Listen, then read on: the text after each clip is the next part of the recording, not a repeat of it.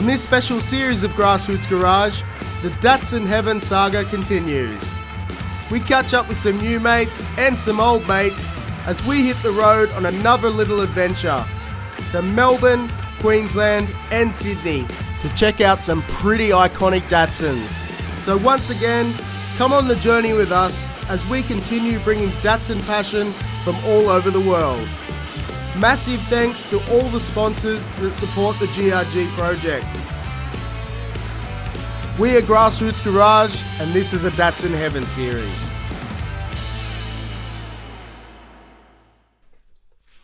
On this episode of Grassroots Garage Datsun Heaven Australia, we're in Sydney and finally get to film a very special 1600 that's been a long time in the making, and it's none other than Anthony's GOD20L. His 650 plus horsepower FJ20 with a sequential gearbox has a lot of modern technology on board and awesome fab work underneath the car to keep this thing safe and planted on the ground while you're giving it a hiding. It's great to have a sit-down interview with Anthony and hear all the details about this OG Datsun. But first, let's head out for a quick drive. Okay, we bumped into. Oh, hello. Just your classic two-door Rexy. I'm like, so Matt, just make sure you get this. He goes, yeah, Pete, I know how to. We've been here before. I know how to be a professional cameraman. I'm thinking back to Road to Revival. Every shot, he was perfectly aligned. Hello, Peter.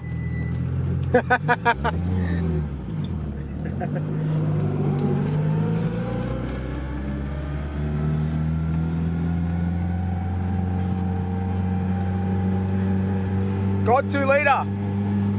Finally out, mate. Finally out. Let's go.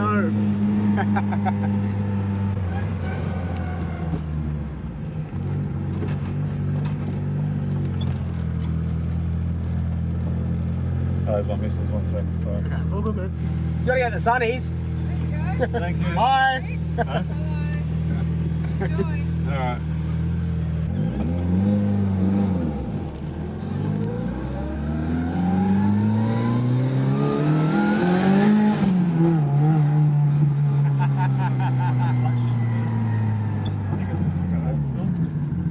Flagship doesn't work under a certain Temperature? temperature. Yeah, right. Otherwise, we just snap the gear.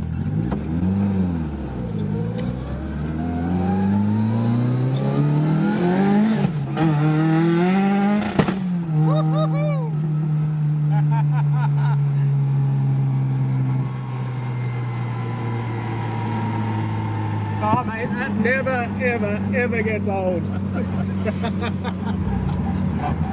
Yeah.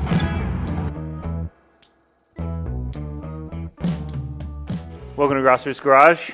This is a very serious Datsun behind us. It's Anthony's car. Anthony, thanks for your time. No worries. Mate, tell us about your car. Well, where do I start? It's a Datsun 1600, 72, last of that sort of era.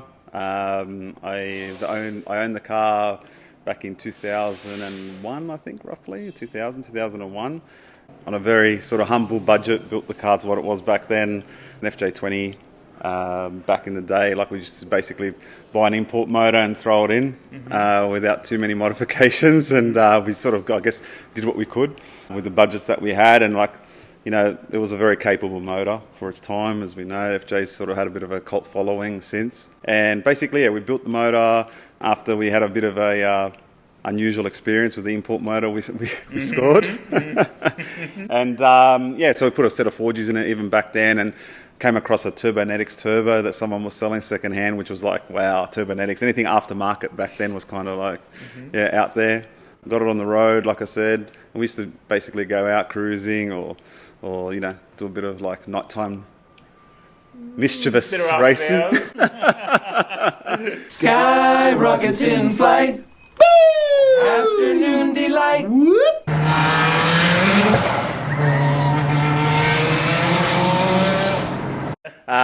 Yeah, we were really fiends for it back then. Like, I still got a lot of friends even now from back in the day when we used to get up to that 3 to 4 nights a week. I built that car like myself, pretty much in my backyard. Sort of grew a bit of a following back then because of the appearances it used to make in the evenings. And yeah, so sort of got a bit serious.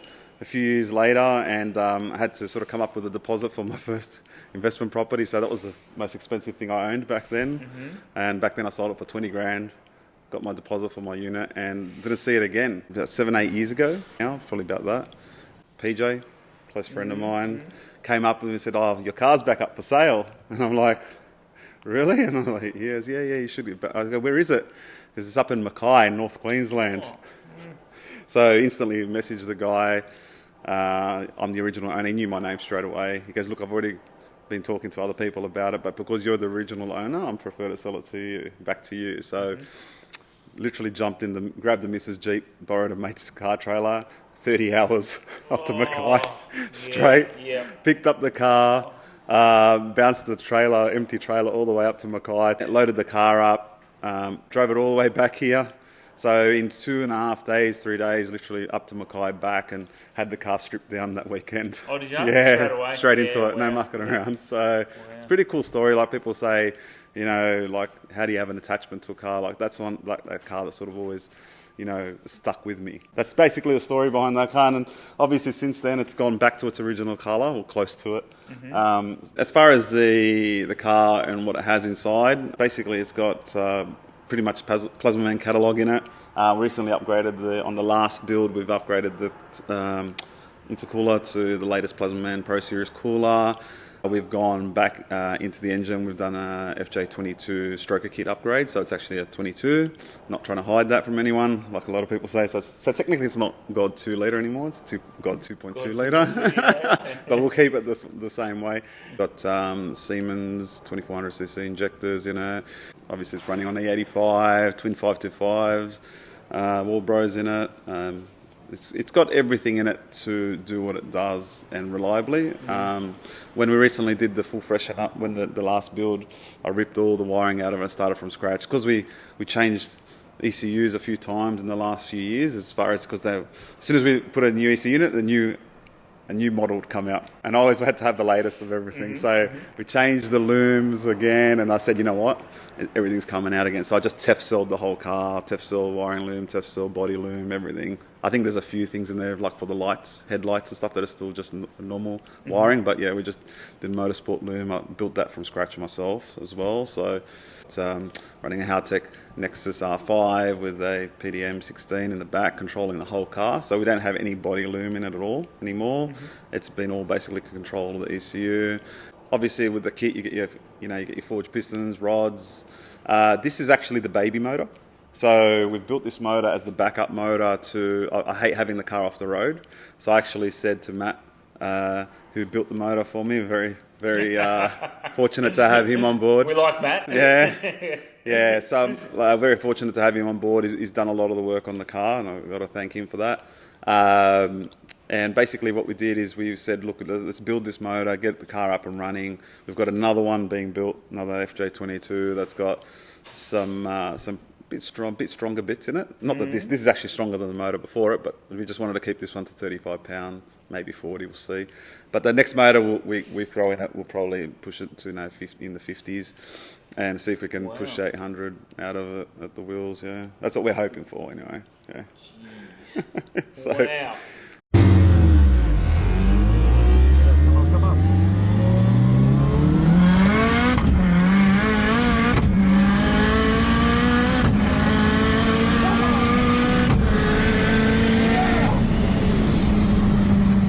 So yeah, I tuned the car myself. I'm a bit of an IT sort of nerd in the background. I've sort of like played with computers my whole life, and I guess I've sort of found a middle ground where I can play with cars and computers at the same time. So most of the stuff that I've done with the car is basically from me learning to the point where I actually ended up buying my own dyno to play with. So I can sort of learn, and that's why that previous engine had so many passes on it, because I was just purely a learning curve for me, and giving me the confidence to, when we start doing the big horsepower stuff, I can do it confidently. So yeah, that's fantastic.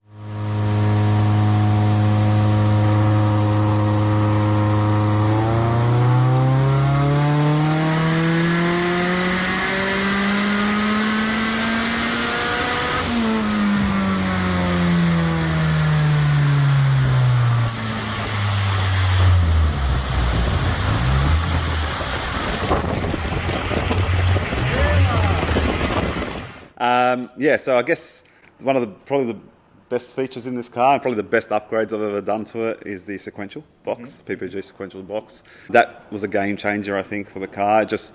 I've always wanted the car to be a manual. I have been given plenty of options to go auto before, but I just think it takes away a little bit of the character of the car. I like the car to be like a driver's car, and I guess being a manual car, like with the H pattern, used to sort of throw the balance of when you have that sort of power, used to throw the balance of the car out. With a sequential, obviously, it can stay squatted. It doesn't.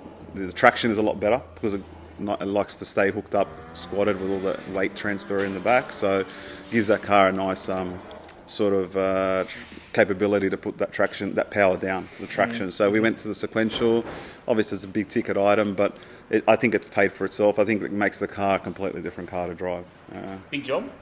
No, we were fortunate enough that the car already had an RB25 gearbox conversion, and PPG make a direct exchange gear set for that. So we basically send them an RB25 box, comes back with a PPG sequential gear set in it, and it's pretty much bolt in. Very fortunate, like I said, to have that sort of driveline, and obviously everything else in the car, as far as the if we talk about there's nothing probably in it that's Datsun 1600 underneath that we've put chassis connectors in it, a tube frame chassis connectors underneath to make the car a bit more rigid. I designed my own sort of power steering setup for it. So we basically use a combination of a few different bits to make it a rack and pinion steering. So got away with the steering box, hydraulic, basically electric hydraulic with the Astra pump in the back, feeding that. Makes the car, again, a different car to drive. I was sick of the steering slop that you get in the Datsuns, in the boxes, and not many people out there that can actually build them properly, I think anyway. So we just said we did away with it all, made a little sort of custom bracket setup for underneath the car, and we got that going. That's another awesome improvement. The car had a cage in it. Actually, it was one of the things that didn't have when I sold it. Someone had put a cage in it in its time, and we sort of maintained that just to keep the car rigid and a bit safer. It is a pretty serious car, like it is fast, so just that little bit of added safety, I guess, as well. And then everything underneath the car has changed. Like everything is like upgraded as far as fuel lines, brake lines, proportioner valves. It's got Evo 5-6 brakes all the way around, front and back. Brembos, factory Brembos that come on the Evos. It's got upgraded shocks, upgraded arms, brakes, discs. I don't think there's anything that's original. The R200 diff is probably the only thing that's... I was actually fortunate enough back in the day it came with an R200 diff out of, I think, a 300ZX back in the day, a 3.9 LSD. And it's still the same diff. It's still going hard. It's still copping the punishment. The Japanese 9-inch, they call them, So, perfect. So, it's as far as probably... I'll throw some shots of it later on if you want to show some video of it later, but I'll put up on the hoist so you can see it all. Recently did a titanium exhaust. Also, the last upgrade copped the titanium exhaust from front to back. Is that in-house? Yeah, Matt put that together. Very. There's a Holden Gemini that needs a titanium exhaust too. So one of the things I said to Matt, he's been getting his welding skills really up to scratch, and I said to him, you know what, if we're going to be doing this stuff in-house, I'm going to go get us a good welder. So I ended up buying a 15 grand Fronius welder, threw it in there, and it's definitely come a long way. He's very good at his fabrication. We'll be the judge of how good your welds are, Matt. So it's starting to change colour now. It's only fresh. Starting to get that blue tinge to it. How good is that? Some of the things I still get my hands dirty for. I love tinkering. I love a bit time poor these days. But Matt's been a great help, and and Alex from Plasma Man's been great. He's been helping me. He's an old school FJ guy as well. With his he's got his Tub 1600 still in hiding there. I'm going to buy it off you one day, all right? I've told he's promised it to me a number of times, but he's like me, he can't let go of things. So yeah, that's probably like something that I've had a lot of sort of different help. Obviously, PJ's an old school Datsun guy as well. Yeah, his SR20 little Datsun 1600. That's how we met back in the day. I have a lot of friends, funny enough, that I've met like just through business now that were all originally like Datsun guys, 100%. And we see each other at meets, and like we've built that sort of bond through cars and bond through hanging out, and now they might be businessmen or they might need things that I'm like I can help them with in my stuff, and like there's automatically that trust factor there. You're never going to screw another like car guy over. 100%. Well, you've got to be trustworthy and hardworking, don't you, to keep these things going? Well, true. You can't burn bridges along the way, definitely not. Right. So what's the plans for the car? Look, I originally built the car, and I always have built the car as a street car. I'm very much a believer of making a car a streetable, drivable car. And it was always that back in the day. Like, even though I could have gone down the drag racing path, and spend my resources into that, I was never really into drag racing. I did like the off-street drag racing, but that was back in my younger years. No, it doesn't happen anymore. But yeah, back in the day, like it was more about like making a car do what it does on the street at the track. So when we did go back in the day it ran I think 11.2 or 11.4 at 114 mile an hour, which was pretty impressive for back in the day, 20 something years ago. And it was just more to see what the car, everyone used to ask me, what's it done?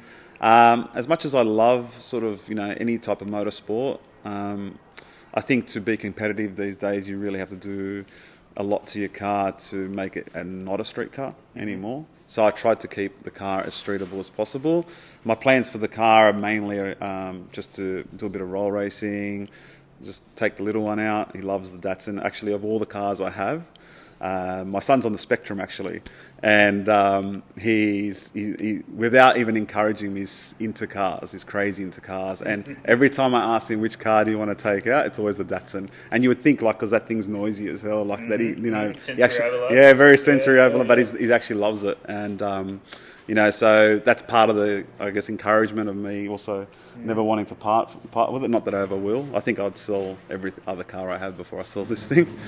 Ballpark it now, like just off the top of your head, what do you reckon it'd run? Like you put some drag radiators on the back, whatever you can get under it. What do you reckon it'd run? Well, we fit a 26 by 8.5 tyre. We've done quite a bit of mods like that you can't really see to the inside tubs to be able to fit that tyre in there.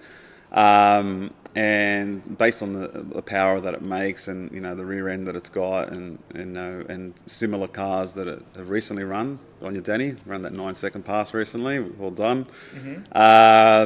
Like if we're looking at similar power figures, it should run into the mid to low 9s, I think. Obviously, it's not an auto, so it's going to be a lot harder to get it down the quarter. But the fact that it's got a cage and we can get it teched, we might be able to get it to run those times, after a few attempts. So yeah, I'd be happy if it ran a 9. Any type of 9 would be great. I think definitely will have the mile an hour to do a 9 with that sort of power. But it's not something that sticks out at me to want to do. You know what I mean? It's one of those things that I'd probably do it one day just to see what it does. More for the mile an hour to see what kind of power it is.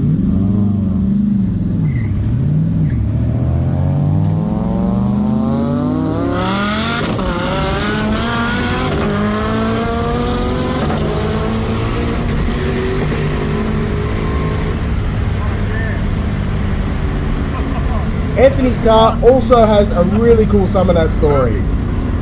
The Summonat's 20-year reunion for this car, because it was there 20 years ago. I wanted to make that event, and I wanted to win that event. I was very unfortunate, or fortunate in a way, that a few other cars that probably could have made a lot more power in the day, by today's standard, didn't make it. So we ended up winning that event 20 years again. We won 20 years ago. Yeah. Have you got any record of your win back then? It was funny that because when I won it 20 years later, they said to me, "Oh, we've never had a trophy for the highest 4-cylinder horsepower here." And I'm like, funny they say that because what's this? Look at So it's a this. 20-year-old trophy, this one, or Wow. 22 now, because it's been 2 years since 2 we years won it since again. then. Yeah. But yeah, it was, look, back then there were some really unusual rules around what you could run. I remember they had a 15-pound limit. You could only run pump fuel, and back then there was no E85, so it was only 98. And back then I think it won it with 323 horsepower. Made even the 9 U's, funny enough. I've got a clip of it somewhere. Back in, I think when Pinky used to do the horsepower heroes back then. Yeah. And so got a little feature on the 9 U's that night. Everyone was calling me, "Oh, your car's on the news, your car's on the news." How good's that? Well, the national capital is in for its loudest weekend of the year as street machines roar in for their annual party, the Summer Nats Car Festival. While revheads cruise around the site, inside engines are put to the torque test, proving a humble Datsun can be transformed into a muscle machine. 300 horsepower. That's one mighty little car. Bradberg, 10 News. So, basically when we won it again 20 years ago, I think we needed 650 odd to win it. Made more than most of the other, even the V8s that year. I think the highest NA V8 was like, I think 560 or something. So we made 650. They said to me, "Oh, sorry, we've never had a 4-cylinder turbo trophy." I'm like, "Oh, really?" Oh. They gave me a little piece of paper that I think I've chucked it. I think I've chucked it in the back file there somewhere. But yeah, it was a really good thing to like get back there 20 years later and do it again. It was like more of a sentimental moment. Absolutely. Yeah. Like, look, we're like, you know, I've come full circle. I've you know, gone into business. I've done all these other things in my life, and now I've ended up back into Datsun. Yeah. Let's do a little bit of car history now. Take us from your very... I know you first. Take us from your very first car. Give us some of those highlight cars you've owned over the Very years. first car, my God. I think we did a count one day, me and my brothers, and I think we got to about 40 something, and they're the ones we could remember, different cars. Wow, okay. So I've owned everything from my first car, which was a little Mazda 323 hatchback. It was baby shit brown. I think the guy I bought it off threw about seven bottles of stop smoke in it, because the first oil change I did on it turned into a smoke machine. So that was my first car.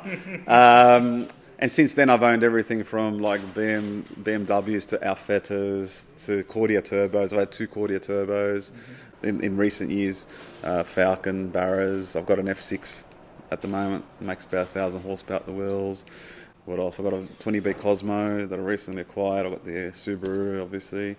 So I've had a few cars. I'm not really like... people say to me, "Oh, you're a Datsun guy or you're a Ford guy or a Hot." I'm not really any of those. I can appreciate a bunch of different cars, all for their own reason. And my legacy car that I'm building at the moment is the Dodge Charger. I've got two. I've got a 1968 Dodge Charger that's almost finished. That's an all original RT Dodge Charger, black one that I've recently got painted and restored. That's on its way back. And then that's probably going to be for sale, because I don't really into standard cars. And the big girl, which is the one that I have parked in the workshop over there. That one there is a full resto mod 68 RT with supercharged Hemi and tubbed and all the rest of it. So that's the one that's I'm gonna. Some people like putting a big painting on the wall and Picasso, and they looking at it every day. I don't know. I'm not that kind of guy. I like to look at cars. I like to be around cars. That's our art, right? That's our artwork. Yeah, that's my legacy car. One day I'm not here anymore. That's the one that my son will get, and whatever he does with it, he can do with it. But yeah, that's the car I'm building for that. And obviously the little Dado, he'll probably pick that over the Dodge Charger anyway. The way he loves that. So that's it for Anthony and his cracker little Datsun. Anthony, thanks so much for your time. No worries. Awesome having you around. That wraps up this episode. You may have noticed a little blue 1200 in a few of the background shots. Well, that's the next Datsun Heaven Ep, and that's Santo's wild FJ20 powered 1200U. Thanks for watching, and stay tuned for the next one.